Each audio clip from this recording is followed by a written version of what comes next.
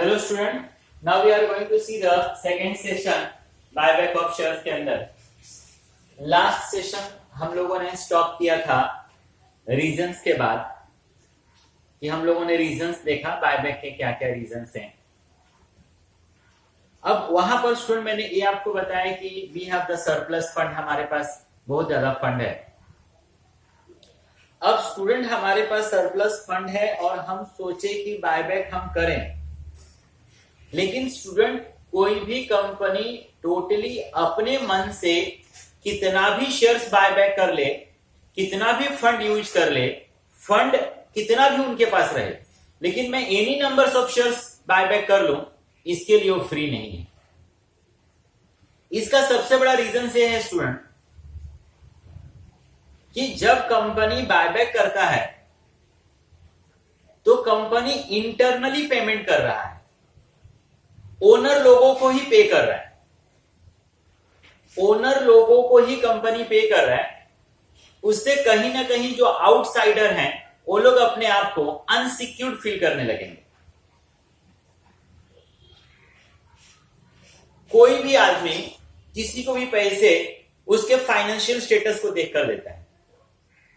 हम बैंक में ही क्यों ना चले जाएं पैसे लेने के लिए, नो डाउट स्टूडेंट बैंक का काम ही है पैसे लेना और उन्हीं पैसों को लोन के तौर पे लोगों को देना।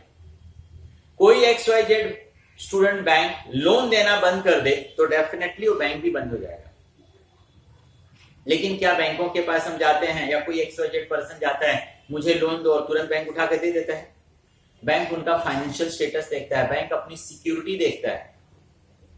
तो यहां पर भी स्टूडेंट यही प्रॉब्लम्स है कि जब कंपनी के पास सरप्लस फंड है, कंपनी ने बायबैक करने का डिसाइड किया, तो यहां पर कहीं ना कहीं जो क्रेडिटर्स हैं, जो आउटसाइडर हैं कंपनी के, वो अपने आप को अनसिक्योर्ड फील करने लगेंगे।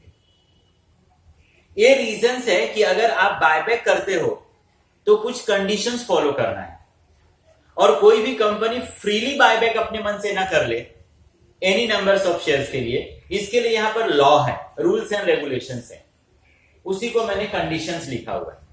तो जब कभी भी कोई कंपनी बायबैक करेगा तो कुछ कंडीशन, सर्टेन कंडीशंस भी उनको फुलफिल करना पड़ेगा, और उसी रूल्स एंड रेगुलेशंस के अंदर रह के उस कंडीशंस को फॉलो करते हुए आप क्या कर सकते हो, बायबैक। जैसे यहां पर कुछ कंडीशंस में लिख रहा हूं।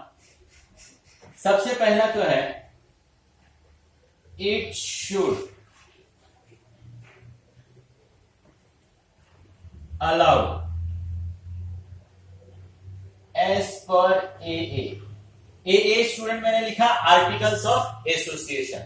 आपको मालूम होना चाहिए articles of association, memorandum of association किसी भी XYZ कंपनी के लिए दो इंपॉर्टेंट डॉक्यूमेंट्स जिसके अंदर सारे रूल्स एंड रेगुलेशंस रहते हैं, और हर कंपनी को उसी रूल्स एंड रेगुलेशंस के हिसाब से क्या करना है, चलना है। तो आर्टिकल्स ऑफ एसोसिएशन जिसमें रूल्स रहते हैं और हर कंपनी के लिए स्ट्रिक्टली उस रूल्स को फॉलो करना है। तो कोई कंपनी अपने आप बायबैक करने जा रहा है तो कंपनी को पहले ये चेक करना पड़ेगा कि उनके आर्टिकल्स ऑफ एसोसिएशन में बायबैक करने के लिए रूल्स है या नहीं है। अगर रूल्स नहीं होगा तो उनको बायबैक करना अलाउड नहीं है। After buyback the debt equity ratio, debt equity ratio 2:1। इसको भी आपको फॉलो करना है स्टूडेंट। डेट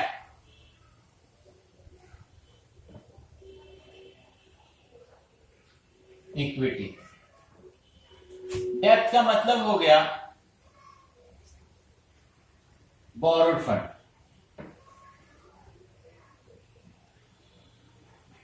और इक्विटी का मतलब हो गया ओन फंड, खुद का फंड। अब इसमें मैंने बताया कि डेप्थ इक्विटी रेशियो 2:1 होना चाहिए। पहले देखो स्टूडेंट डेप्थ लिखा है तो पहले वाला रेशियो डेप्थ के लिए है 2 और 1। इसका मतलब ये कि आफ्टर बायबैक के बाद डेप्थ और इक्विटी के बीच का जो रेशियो है 2:1, मतलब डेप्थ कितना अलाउड है स्टूडेंट? इक्विटी का मैक्सिमम डबल, उससे ज्यादा नहीं होना चाहिए। उससे ज्यादा अगर डेप्थ आपके पास है तो आपको बायबैक करना अलाउड नहीं है। पहले बाहर के लोगों का लोन आपने क्या करना चाहिए? पेड करना चाहिए। जैसे एग्जांपल स्टूडेंट, सपोज डेप्थ हमारे पास 4 लाख का है और इक्विटी हमारे पास 5 लाख का है, तो डेप्थ तो एज इट इज वही रहेगा। मैंने बताया बायबैक के बाद आपका डेप्थ इक्विटी का कितना ज्यादा होना चाहिए? डबल। 4 का मैंने हाफ कर दिया 2। मतलब स्टूडेंट की बायबैक के बाद इक्विटी कम से कम 2 लाख का होना ही चाहिए, उससे कम नहीं होना चाहिए। उससे कम होगा बायबैक अलाउड नहीं है। 100% बायबैक आप कर ही नहीं सकते हो, आपके पास कितना भी फंड क्यों ना रहे। कुछ कंडीशंस को आपको क्या करना है? फॉलो करना ही है। तो यहां पर आप क्या कर सकते हो? We can buy back up to ₹3 lakh. मतलब ज्यादा से ज्यादा 3 लाख रुपीस का मैं क्या कर सकता हूं? बायबैक कर सकता हूं। उससे ज्यादा का बायबैक करना मुझे अलाउड नहीं है। We can buyback, we can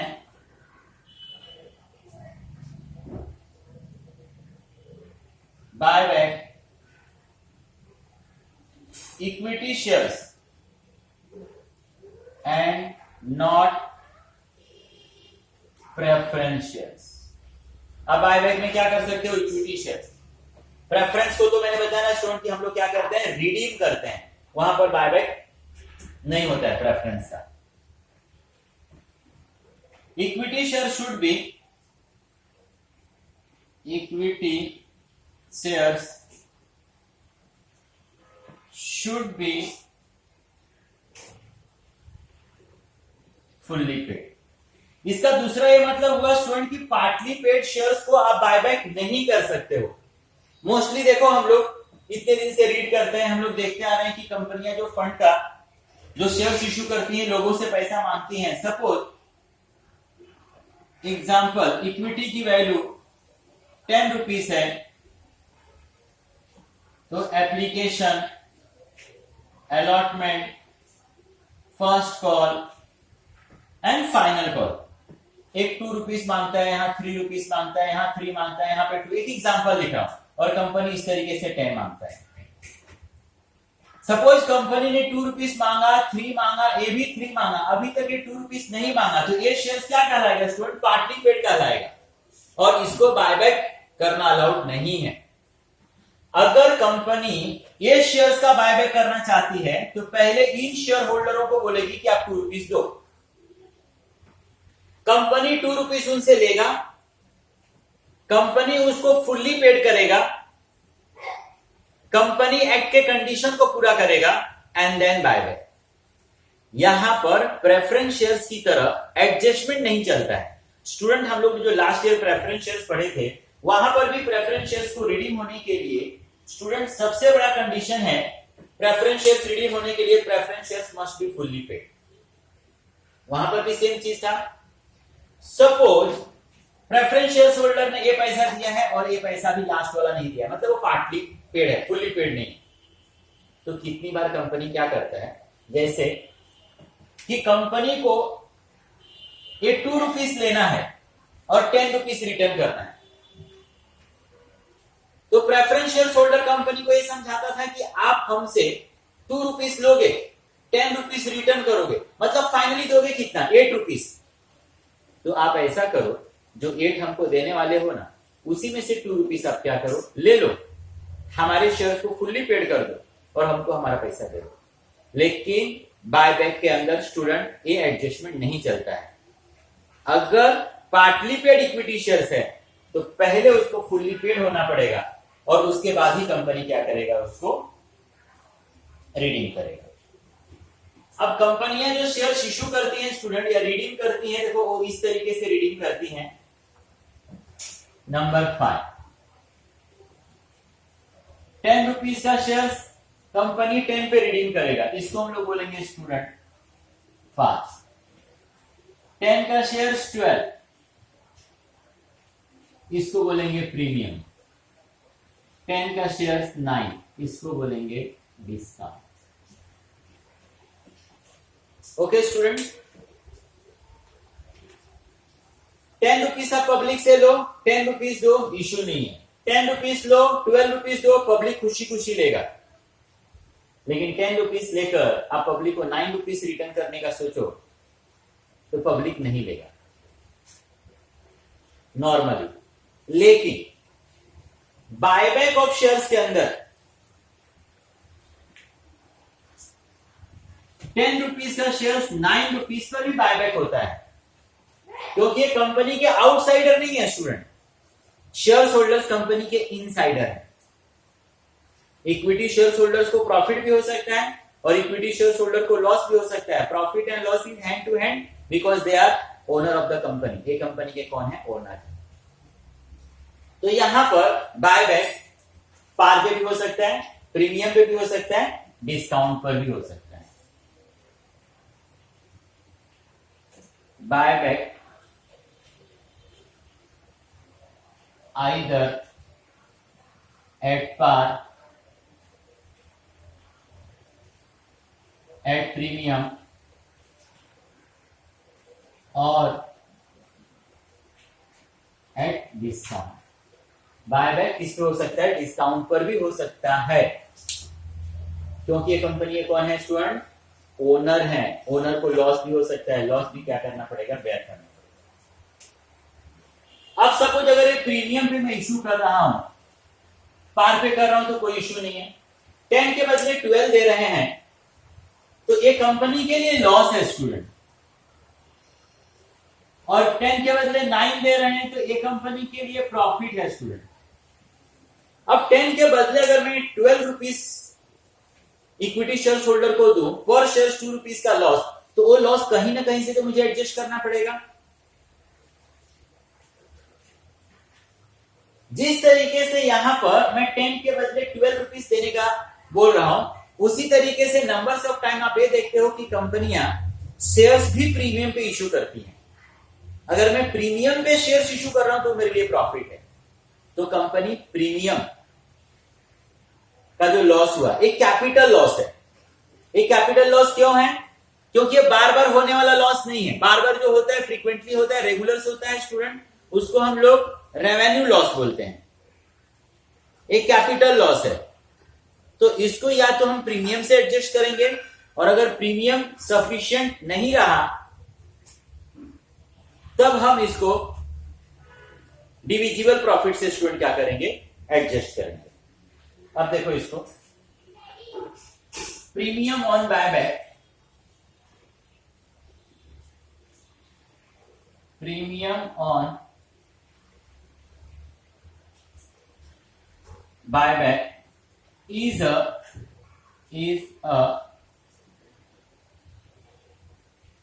capital loss which will be adjust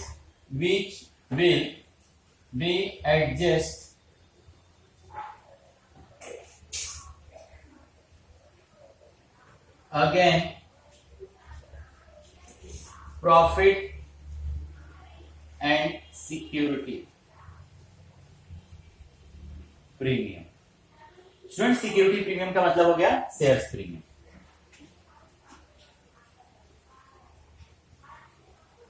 premium on buyback. अब मैं छोटा सा एक इक्वेशन लिख के दे रहा हूं कि प्रीमियम ऑन बायबैक को किस तरीके से हम लोग एडजस्ट कर रहे हैं।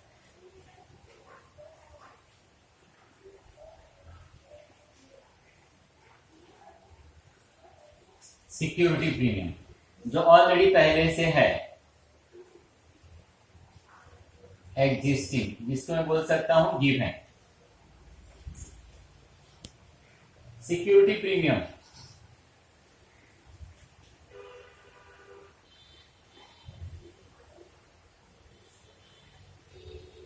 फ्रेश इश्यू के ऊपर और प्लस डिविजिबल प्रॉफिट।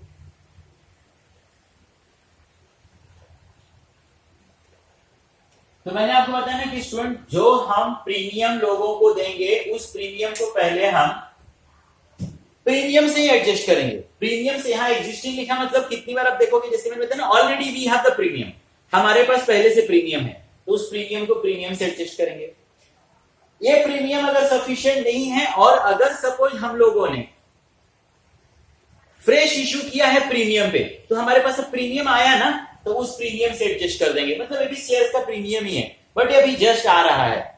और अगर ये भी पूरा नहीं पड़ा तब किसके पास जाएंगे हम लोग? डिविजिबल के पास।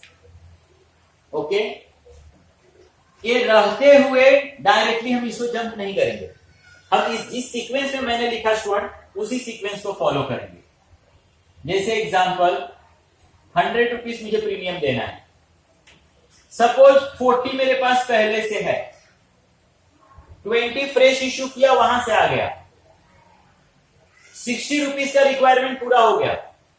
स्टूडेंट ये 40 रुपीज में डिविजिबल से क्या करूंगा? मांगूंगा। ऐसा हो स्टूडेंट 100 रुपीज चाहिए, 100 का 100 यहीं पर है,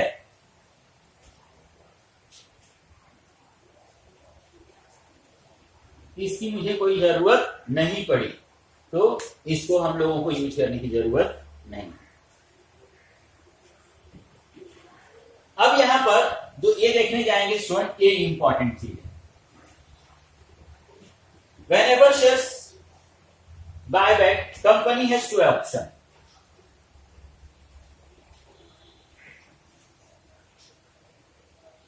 Whenever company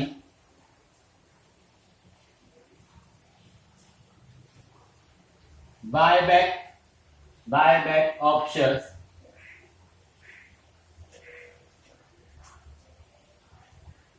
have two option. Company student जब कभी भी बायबैक करने जाएगा, कंपनी के पास दो ऑप्शन होगा, या तो कंपनी फ्रेश इश्यू से बायबैक करेगा या कंपनी फिर डिविजिबल प्रॉफिट से करेगा। एग्जैक्ट प्रेफरेंस की तरह, प्रेफरेंस में भी यही चीज होता है। प्रेफरेंस को भी रिडीम करने के लिए कंपनी या तो फ्रेश इश्यू से पैसे रेज करता था या तो फिर डिविजिबल प्रॉफिट से। अब यहां पर ए और बी करके देखते हैं स्टूडेंट। एक example for fresh issue of shares, देखें पूरा कवर हो रहा है कि नहीं? Yes, fresh issue of shares number 1,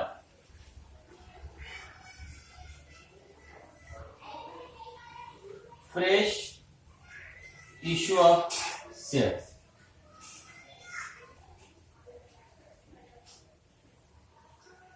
buyback fresh issue of share.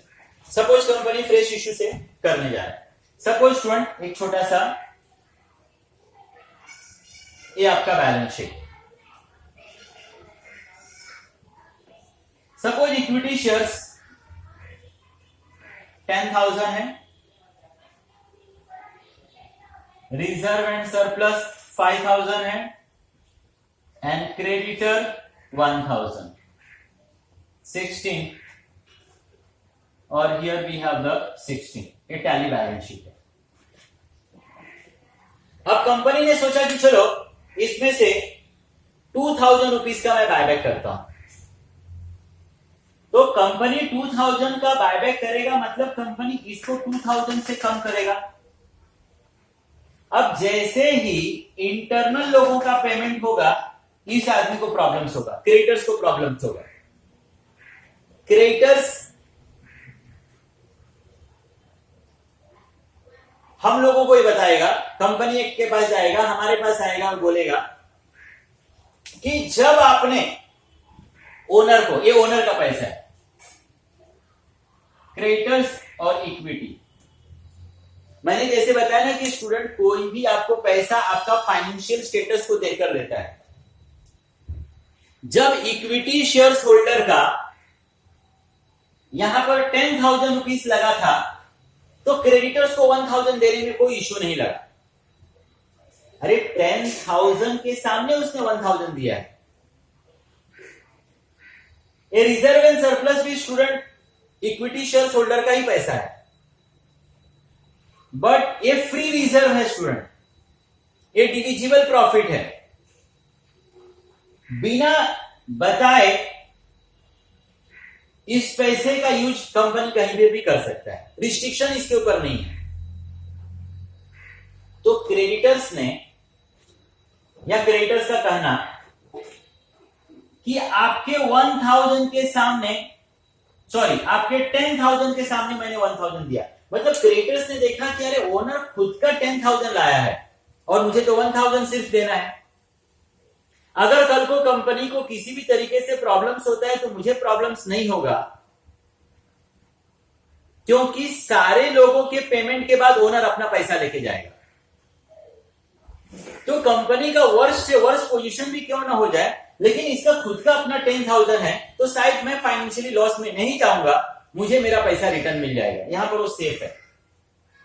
लेकिन जब कंपनी बोल रहा है कि मैं इसमें से 2000 का बायबैक करूंगा, जब कंपनी इसमें से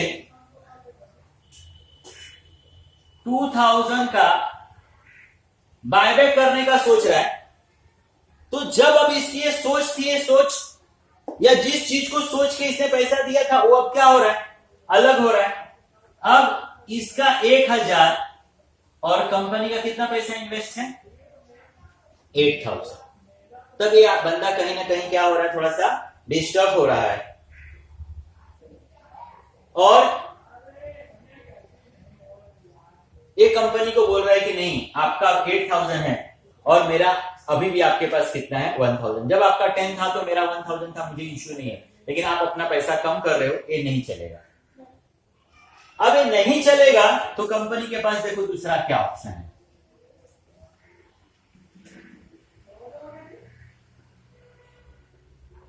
आफ्टर बायबैक इक्विटी 8000,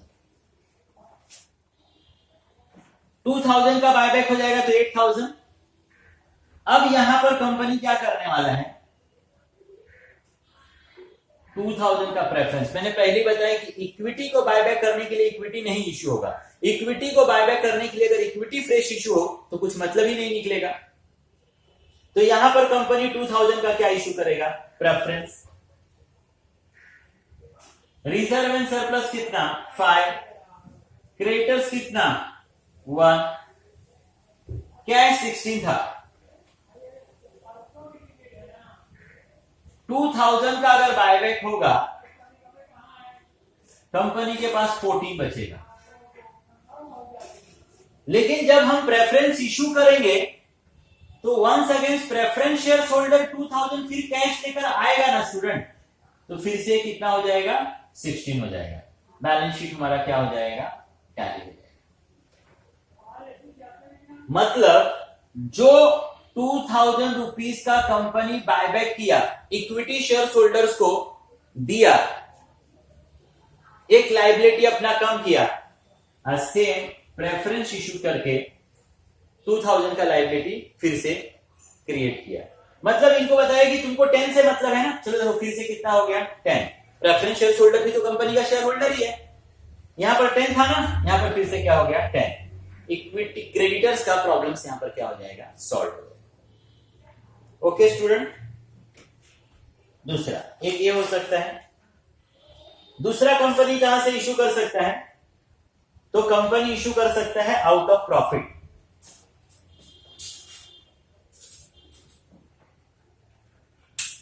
स्टूडेंट मैं थोड़ा सा रफ कर रहा हूं, ये पार्ट में स्टूडेंट इतना पार्ट में रफ करने वाला हूं, तो अगर आपने नहीं लिखा होगा तो थोड़ा सा फास्ट आप लिख लो 1 2 3 4, या फिर इसका स्क्रीनशॉट लेकर आप लिख लेना। ओके स्टूडेंट, या थोड़ा सा मैं मूव करूं कैमरा तो शायद हो सकता है।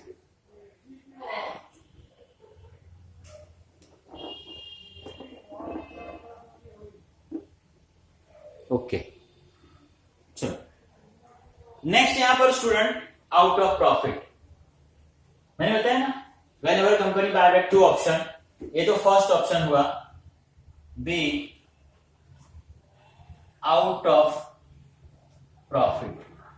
कंपनी कहां से करेगा, तो प्रॉफिट से करेगा। As usual balance sheet, equity 10, reserve and surplus 5, creditors 1, 16, cash 16। अब यहां पर कंपनी सोच रहा है कि मैं 2000 का बायबैक करूं। अब जब यहां पर कंपनी फ्रेश इशू नहीं कर रहा है, 2000 का बायबैक करने जा रहा है, तो जब कंपनी यहां से 2000 का बायबैक करेगा तो वहां पर कितना हो जाएगा 8000। वंस अगेंस्ट क्रेडिटर्स अपने आप को अनसिक्योर्ड फील करेगा, बोलेगा कि देखो आपका तो अब 8000 है, मेरा अभी भी 1000 है। तो कंपनी के पास दूसरा ऑप्शन क्या है, कंपनी उनको क्या बताएगा, देख मेरे रिजर्व एंड सरप्लस में कितना है 5000, इस रिजर्व एंड सरप्लस को मैं फ्रीली यूज कर सकता हूं, लेकिन अब मैं क्या कर रहा हूं, इस रिजर्व एंड सरप्लस को दो पार्ट कर रहा हूं। 3000 रिजर्व एंड सरप्लस में रहेगा और 2000 में सीआरआर में डालूंगा। सीआरआर में कैपिटल रिडम्पशन रिजर्व, सीआरआर में डालने का मतलब कि अब ये पैसा कंपनी फ्रीली यूज नहीं कर सकता है। ये पैसे का यूज सिर्फ और सिर्फ किसके लिए होगा, फिर से फ्यूचर में चल के शेयर्स इशू करने के लिए।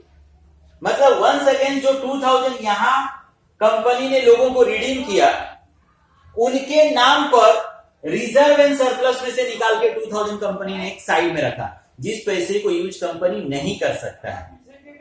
तो आज भी क्रेडिटर्स का आउटसाइडर का प्रॉब्लम सॉल्व है। 8000 तो यहां पे 2000 रिडीम हो गया, तो इक्विटी कैपिटल कितना है 8000 है, और 2000 यहां पे कहां पर है सीआरआर में, मतलब उनका आज भी कितना है 10000 है। मतलब उस पैसे का यूज आज भी कंपनी किसके लिए करेगा, सीआरआर का, तो सिर्फ और सिर्फ फ्यूचर में क्रेडिटर्स को पे करने के लिए, या इन शॉर्ट में बोलूं once again equity shares issue करने के लिए। उस 2000 को निकालकर कंपनी फिर से 2000 का इक्विटी इशू कर दे, तो फिर से इक्विटी कैपिटल कितना हो जाएगा 10000 हो जाएगा। तो यहां पर उनके प्रॉब्लम फिर से क्या हो जाएंगे, solve.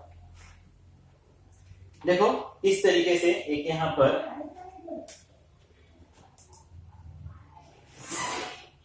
Face value of equity shares,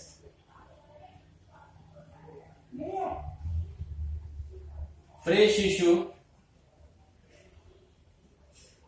plus divisible. अभी एक एक कंडीशन, जैसे फॉर एग्जांपल कंपनी को स्टूडेंट 2000 का बायबैक करना है, तो 2000 का फ्रेश इशू कर सकते हैं, डिविजिबल से लेने की जरूरत नहीं है। 2000 का उसको बायबैक करना है, फ्रेश इशू बिल्कुल नहीं लेगा, 2000 का 2000 डिविजिबल, 2000 का बायबैक करना है, 1000 फ्रेश इशू, और 1000 कहां से ले लेगा, डिविजिबल से। ओके स्टूडेंट, अब यहां पर आपको यह समझ में आना चाहिए कि डिविजिबल क्या है और नॉन डिविजिबल क्या है। तो ये दोनों के बीच का मैं डिफरेंस आपको, या दोनों का पहचान बता देता हूं। Divisible profit, non divisible profit.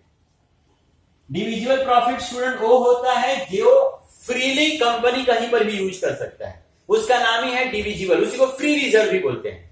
और नॉन डिविजिबल का मतलब क्या होता है, जिस पर्टिकुलर पर्पज के लिए वो पैसा होता है, वो पैसा सिर्फ वहीं पर क्या होगा, यूज होगा। तो जैसे ये हो गया general reserve, reserve fund, profit and loss,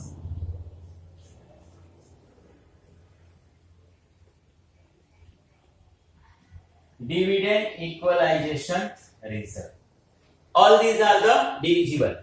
यहीं से हम पैसे लेकर हम बायबैक कर सकते हैं। नॉन डिविजिबल क्या है,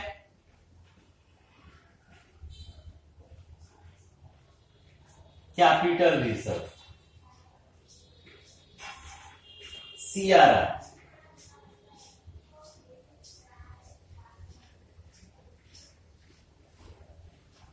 Investment Fluctuation Reserve. And D, debenture redemption reserve. मतलब स्टूडेंट मुझे अगर बायबैक करना है तो मैं इसी में से पैसे ले सकता हूं, इसमें से पैसे नहीं ले सकता हूं. ये पैसे जो रखा है वो पर्टिकुलर उसी पर्पज के लिए रखा है. तो आपको ये सब याद करने के बदले ना स्टूडेंट आप इतना ध्यान में रखना ना ये 4 आइटम्स कि दीज आर द डिविजिबल. मुझे बायबैक करना है और फ्रेश इशू के बाद या अगर फ्रेश इशू नहीं है तो मुझे कहीं से फंड लेना है तो मैं यहां से फंड क्या कर सकता हूं, ले सकता हूं. I hope everyone understood student. तो ये सेकंड सेशन किया जिसके अंदर मैंने आपको थ्योरी समझाने की कोशिश किया. अब नेक्स्ट एक और सेशन होगा स्टूडेंट जिसके अंदर मैं आपको एक स्टेप्स लिखकर दूंगा कि आप कितने शेयर्स बायबैक कर सकते हो. क्वेश्चंस में दिया रहेगा तो वेल एंड गुड, तब तो कोई इश्यू ही नहीं है. कितनी बार ऐसा होगा कि नंबर्स ऑफ शेयर्स कितना बायबैक कर सकते हो ये आपको कैलकुलेट करना पड़ेगा. मैंने पहले ही आपको बताया कि आपके पास कितना फंड क्यों ना हो बट आप 100% फ्री नहीं हो. अपने मन से आप कितना भी नंबर्स ऑफ शेयर्स बायबैक कर लो, इसके लिए आप फ्री नहीं हो. तो जब नहीं दिया रहेगा तो मैं एक 4 स्टेप्स लिख कर दूंगा. वो स्टेप्स से हमको मालूम पड़ेगा या हम फाइंड करेंगे कि हम कितना शेयर्स बायबैक कर सकते हैं. And journal entry that we see the next lecture and then we will start the question answer. Thank you, students.